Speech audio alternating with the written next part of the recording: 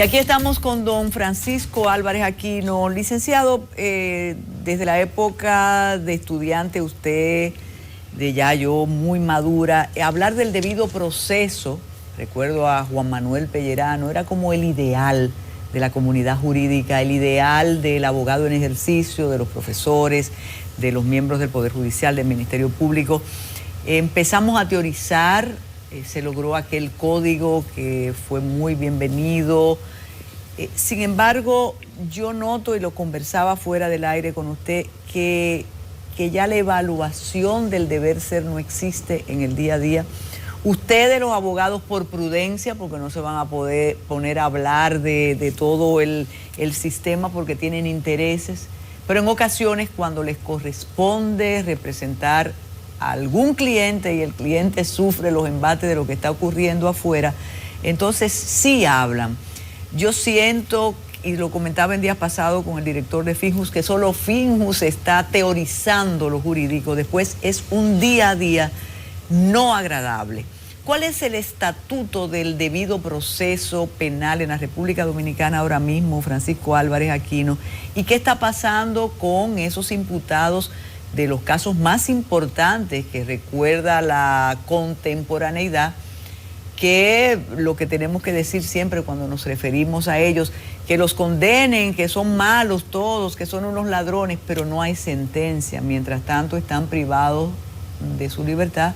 Algunos ya van a tener un tiempo que se lo deben descontar de las seguras condenas.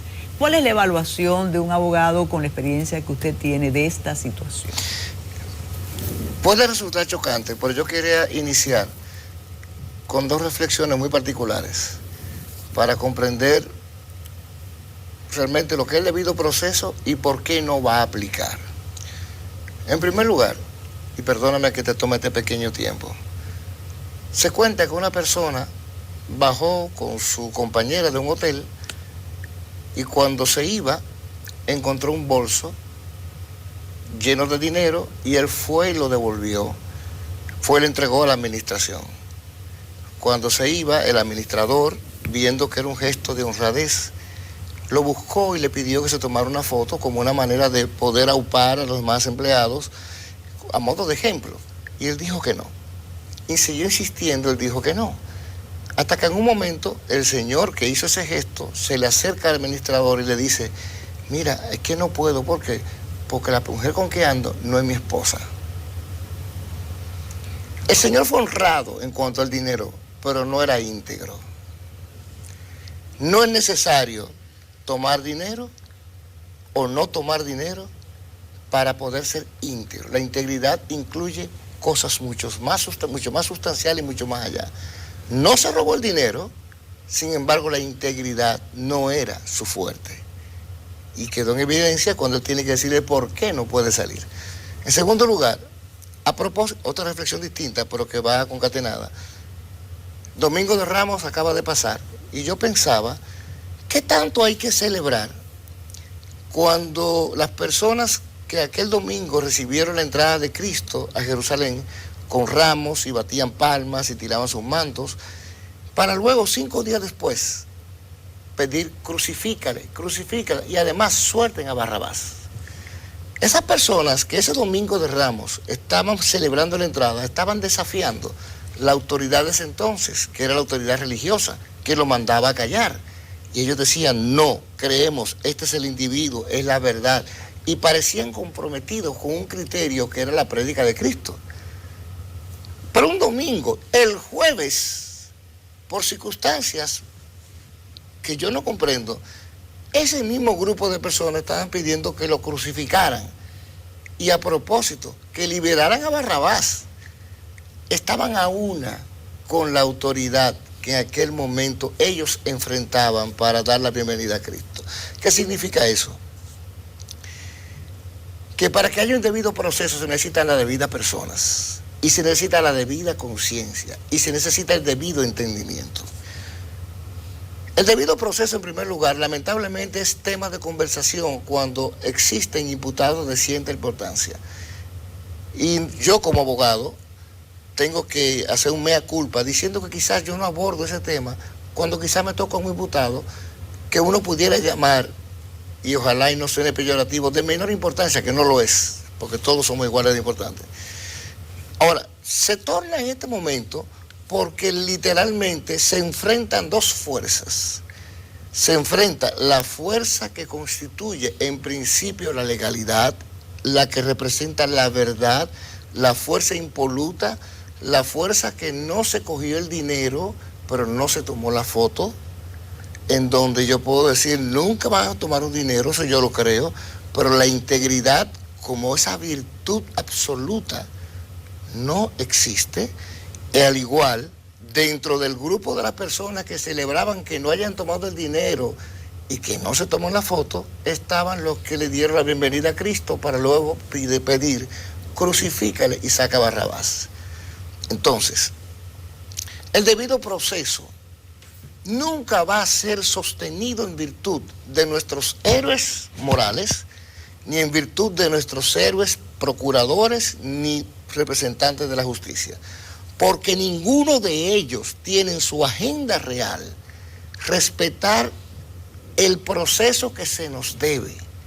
Ninguno de ellos tiene en su agenda real dar la bienvenida a Cristo y seguirlo hasta el final y defenderlo sobre Barrabás, sino que su agenda se va acomodando según las circunstancias y según las conveniencias que dentro de algún marco un poquito más amplio ellos tienen que tener, porque no es posible la variación, no es posible una amnesia general de los principios que hace 3 años, vestidos de verde, proclamaban.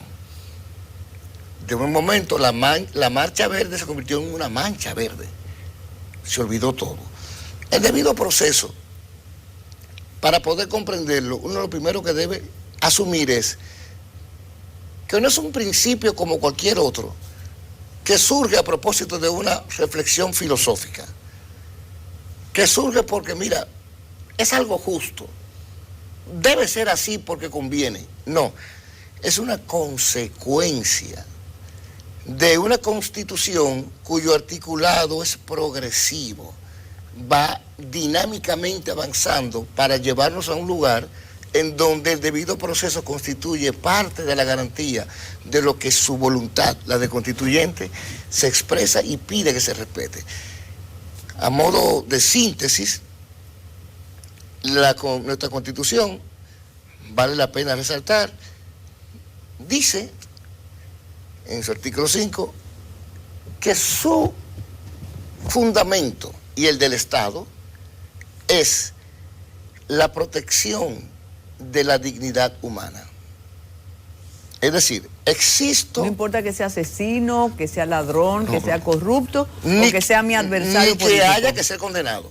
Aún dentro de la condena y el proceso, la dignidad humana hay que necesariamente respetarla. No depende absolutamente de nada. La dignidad humana y la obligación de su respeto como la causa de ser de la Constitución y del Estado depende del momento que tú eres, desde que tú naces. A propósito de esa circunstancia, ese es el propósito y la razón de ser de la Constitución y del Estado. Entonces, luego comienza a decir y a desarrollar cómo la dignidad humana se va haciendo ver en diferentes circunstancias. Pero antes de iniciar ese desarrollo, el constituyente hábilmente dice, miren, yo quiero recordarles que esta ley establece su supremacía, es decir, la supremacía de la Constitución quiere decir que todo lo que yo voy a decir en lo adelante se le impone a todas las autoridades, a todas las personas, no importa en el orden que sea, y que cualquier cosa que hagan contrario a lo que yo digo es nulo de pleno derecho. Constituye una rebelión contra la Constitución no seguir sus pasos. Entonces, la Constitución va evaluando y va describiendo qué es lo que viene siendo la dignidad de la persona, cómo se protege. Luego agrega un apelativo, que yo digo que es un calificativo más bien, comienza a hablar de la efectividad y comienza, luego de 15 artículos, a colocar la protección de la dignidad efectivamente. Y entramos en el principio de la efectividad de la Constitución. Perfecto. Y uno dice, bueno, ¿por qué me sale luego? Y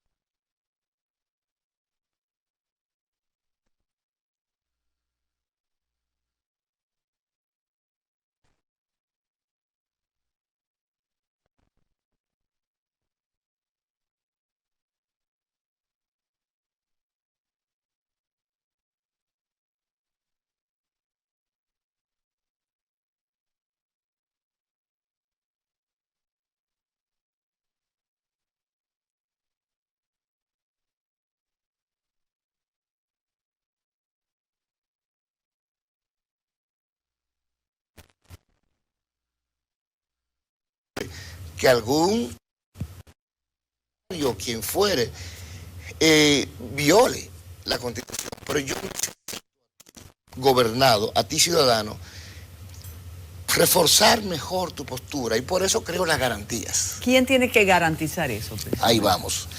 La garantía de esos derechos fundamentales derivados de la dignidad lo debe garantizar, primero, sin duda alguna, el Estado. Ahora, hay órganos funcionales del Estado que de manera específica tienen que garantizarlo. En primer lugar, el Ministerio Público. El Ministerio Público es un elemento fundamental en el respeto de la garantía, incluso de los imputados.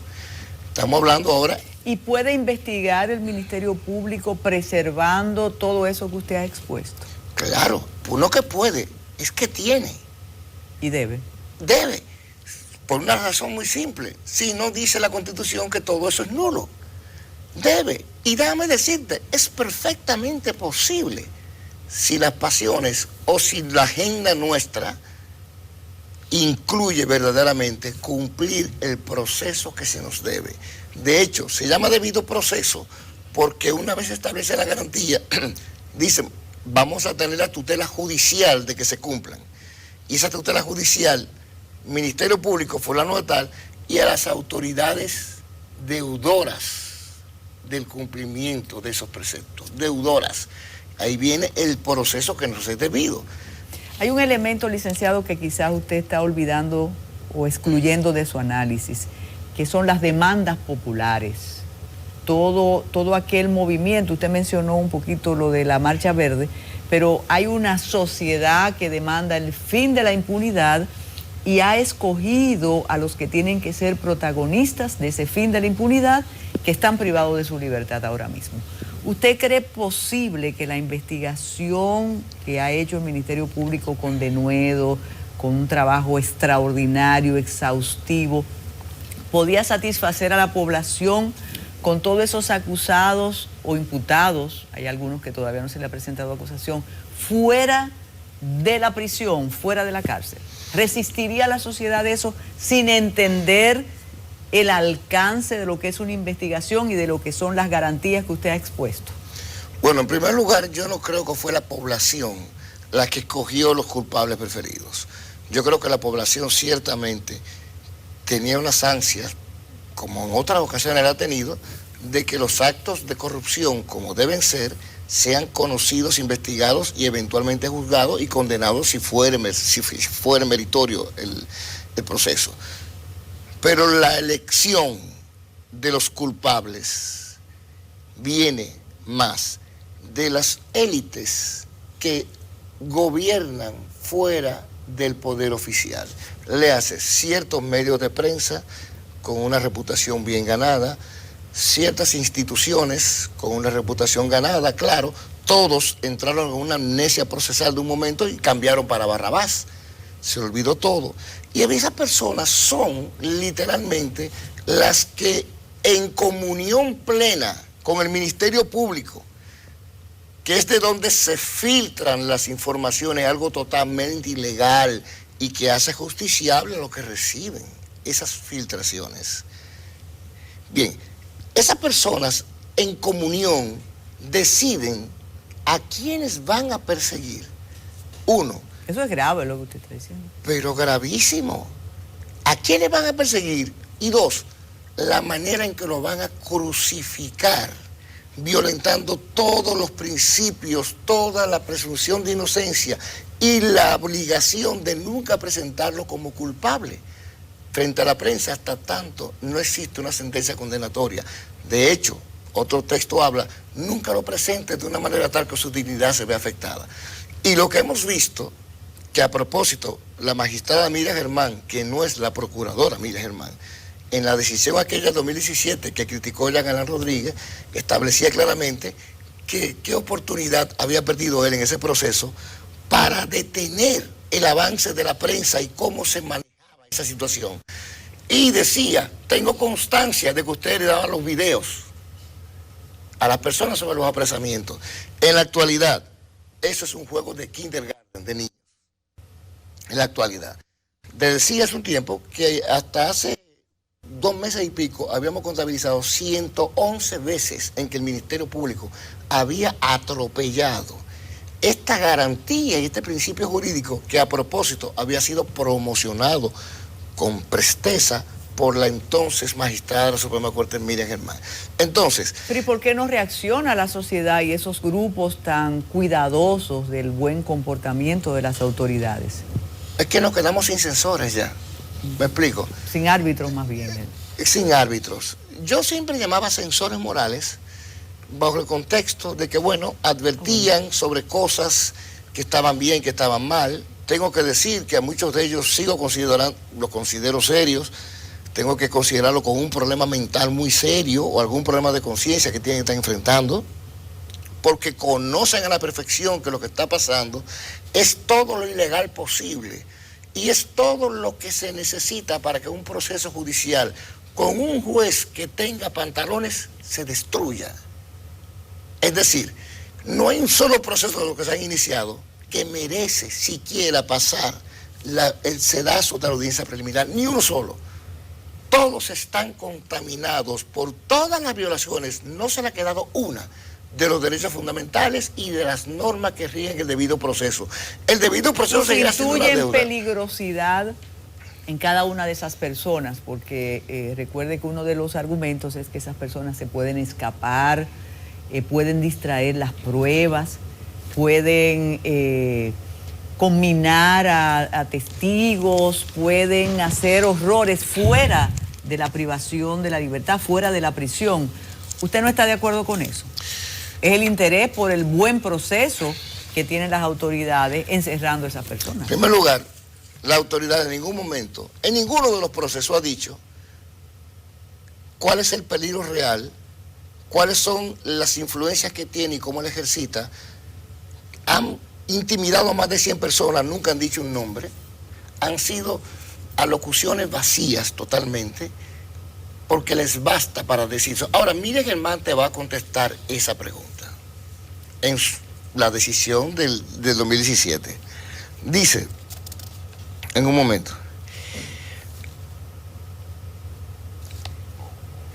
son muchas cosas que dice. Dice ¿Será la magistrada como juez? La magistrada, claro, la jueza, que no es la procuradora. Dice, el enfoque dado a la decisión recurrida, que reconociendo la inexistencia del peligro de fuga y que los imputados tenían arraigo, pasa a justificar la prisión preventiva esencialmente por el daño al Estado y la gravedad del hecho. No es posible pasar por alto que en este caso los procesados no intentaron sustraerse de las actuaciones judiciales y comparecieron incluso, requirieron un día para otro. Antes que nada, el peligro de fuga, dice Miriam Germán, si están compareciendo, eso dice, no puedo pasar por alto. Ahora vamos con el asunto de la prueba. Dice,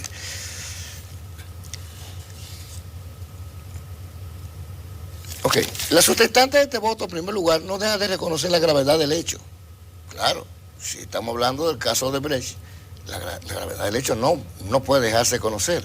Sin embargo, el fundamentarse en parte de la decisión en dicha gravedad del hecho, ¿verdad?, que reconozco el gravísimo y repruebo, obliga a examinar los aspectos probatorios que no son propiamente parte de ordinario de una medida de coerción, y a cualquier persona mínimamente preocupada por la suerte de este proceso le atormenta el aspecto probatorio. La decisión se aprovecha de una magnífica oportunidad para censurar las prácticas del Ministerio Público en relación con presentar a las personas imputadas como culpables. Igual, no es posible pensar, y esto es claro, señores, que el Ministerio Público no tenga las herramientas para evitar que esos aspectos probatorios desaparezcan por la actividad de las personas que están investigadas y que van a seguir siendo vigiladas. Es decir, el Ministerio Público, el Estado Dominicano, no puede declararse incompetente y desarmado ante dos personas que, digo, pueden romper las pruebas, pueden destruirlas, podrían. Y yo te voy a decir dos cosas. Dice, no puede ser, porque el Ministerio Público tiene las herramientas para eso. No puede ser admitido eso como una razón, salvo que tú demuestres algo de manera muy específica. O sea, no es posible. Pues yo te voy a poner una cosa, para ser más simple. ¿Qué dice la instancia del Ministerio Público, incluyendo en la en la medida de coerción, donde ellos entran en un momento. Yo había dicho que usted era locuaz y ahora me están diciendo que el tiempo se nos está acabando. Perfecto. Esto va a servir de primera. Perfecto. De primer encuentro. Entendí. Concluye. ¿Qué dice el Ministerio Público? Incluyendo hasta en la prórroga. En primer lugar dice que ha tenido problemas para obtener las certificaciones que el Estado le debe, los organismos estatales le deben. Segundo lugar dice, no podemos olvidar que hay militares y que por ser militares tienen subalternos y en consecuencia podrían eventualmente utilizar esas relaciones y esa autoridad para hacer desaparecer las pruebas. ¿Cuáles? No la enuncia. Pero en segundo lugar, pide la prórroga para conseguir la oportunidad de obtener de la Superintendencia de Bancos, de la Cámara de Cuentas, de otras instituciones que no tienen nada que ver con la Guardia, y no obstante eso, basado en que tienen autoridad porque son militares, le dicen a los militares actuales, ustedes no sirven absolutamente de nada, hay que cancelarlos a todos, porque estas personas ya fuera de su gobierno tienen la capacidad de influir. Ahora yo te pregunto a ti, relacióname el peligro de que tú seas militar con que no te hayan entregado una certificación de la Superintendencia de Bancos que tú pediste hace un año, o de la Cámara de Cuentas, o de la Superintendencia de Valores. Dime, el militar, ¿cómo entra en juego de eso? Esto tiene un próximo capítulo y Félix Victorino me dice, pero yo lo voy a contratar. Licenciado Francisco Álvarez Aquino, mil gracias. Tiene que volver después de la resurrección. Y ustedes, muchísimas gracias por acompañarnos en esta emisión de 55 minutos con Yulisa Céspedes, sin Yulisa Céspedes. Gracias, Francisco. Un placer.